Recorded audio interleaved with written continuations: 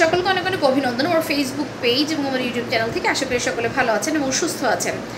আপনারা জানেন যে জিএসটির বি ইউনিটের রেজাল্ট আউট হয়েছে এবং আপনারা অনেকেই বিভিন্ন ধরনের SMS আমাদের ইনবক্সে করছেন বা আমাদেরকে ফোন দিচ্ছেন।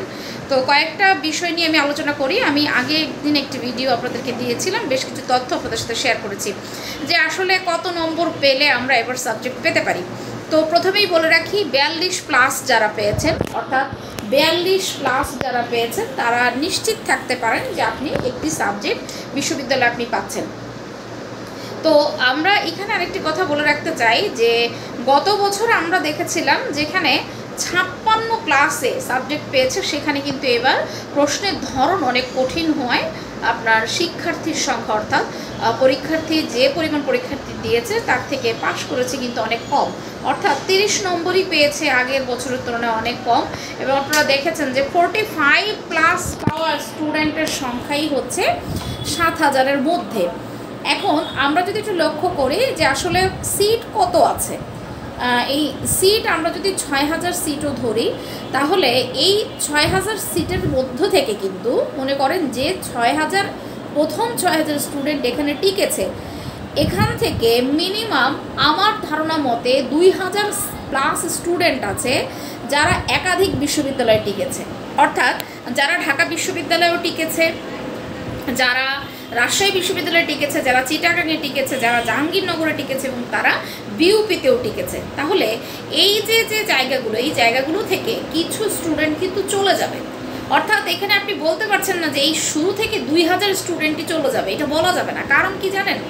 কারণ হচ্ছে একাধিক স্টুডেন্ট আছে, সে ঢাবিতে এমন একটা সাবজেক্ট পেয়েছে যেটা তার পছন্দ না, সে আবার জিএসটিতে দিয়েছে, মনে করেন তার টার্গেট হচ্ছে ল ইকোনমিক্সের বাইরে সে পড়বে না, তাহলে এই ল ইকোনমিক্সের জন্য সে জিএসটিতে পরীক্ষা দিয়েছে। তাহলে আমরা বলতে পারি যে কমপক্ষে 1 থেকে 1500 স্টুডেন্ট ওখান থেকে চলে যাবে। আবার কিছু স্টুডেন্ট কিন্তু আছে সেকেন্ড টাইমার। এই সেকেন্ড টাইমারদের অনেকের দেখা গেছে কি তারা হয়তো প্রাইভেট ইউনিভার্সিটিতে অথবা জাতীয় বিশ্ববিদ্যালয়ে একটি পছন্দসই বিশ্ববিদ্যালয়ে সাবজেক্টে ভর্তি হয়ে আছে, মনে করেন ইংলিশে বা ইকোনমিক্সে, বা কিছু কিছু জায়গায় এখন প্রফেশনাল LLBতে সে ভর্তি হয়ে আছে। সে কিন্তু আসলে একদম তলানির দিকের সাবজেক্ট পেলে সে কিন্তু সাবজেক্ট এখানে কিন্তু সে ভর্তি হবে না। তো আমি আপনাদেরকে বলবো যে যারা অ্যাটলিস্ট 40+ পেয়েছেন, যারা 40+ পেয়েছেন তারা অবশ্যই চয়েস দিবেন, এবং যারা 30+ বা 35+ পেয়েছেন, যদি তাদের কোটা থাকলে অবশ্যই আমি বলবো যে আপনি সাবজেক্ট চয়েস আপনার দেওয়া উচিত। এবং একটি মজার বিষয় হচ্ছে কোটাধারীদের জন্য কিন্তু সব কিছু অনেক শিথিল, এবং গতবারও আমরা দেখেছি যে কোটাধারীরা অনেক কম নম্বরে কিন্তু চান্স পেয়েছে। সো সেক্ষেত্রে আমি বলতে পারি যে যারা 42+ পেয়েছেন তারা সাবজেক্ট পেয়ে যাবেন আশা করি। তবে 45+ যারা পেয়েছেন তারা প্রথম ধাপেই সাবজেক্ট পাবেন, কিন্তু যারা 42, 43, 44 পেয়েছেন তাদের কিন্তু একটু ওয়েট করতে হবে, অর্থাৎ তারা আপনারা ওয়েটিংয়ে সাবজেক্ট পাবেন। আর যারা 40+ পেয়েছেন অবশ্যই সবাই আপনারা কি করবেন, আপনারা সাবজেক্ট চয়েস দিয়ে রাখবেন। সো সেই জায়গা থেকে আমরা বলবো যে সাবজেক্ট চয়েস দিতে কেউ ভুল করবেন না, বা এর নিচে যারা 35+ পেয়েছেন তারাও সাবজেক্ট চয়েস দিয়ে রাখেন যে যদি কোনো কারণে। তবে আমি এটুকু বলতে পারি 40-এর নিচে যারা পেয়েছেন তাদের সাবজেক্ট পাওয়ার আশা খুবই কম, নেই বললেই চলে।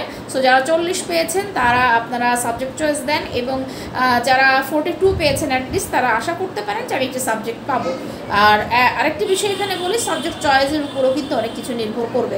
দেখা গেল আপনি পেয়েছেন 45, আপনি সব জায়গায় ল ইকোনমিক্স দিয়ে রেখেছেন, তাহলে ভাই আপনার সাবজেক্ট পাওয়ার সম্ভাবনা 0। আর আপনি এই সাবজেক্ট চয়েসটি অবশ্যই অভিজ্ঞ কোনো ব্যক্তির পরামর্শ নিয়ে আপনি দেবেন। সকলকে অনেক অনেক ধন্যবাদ।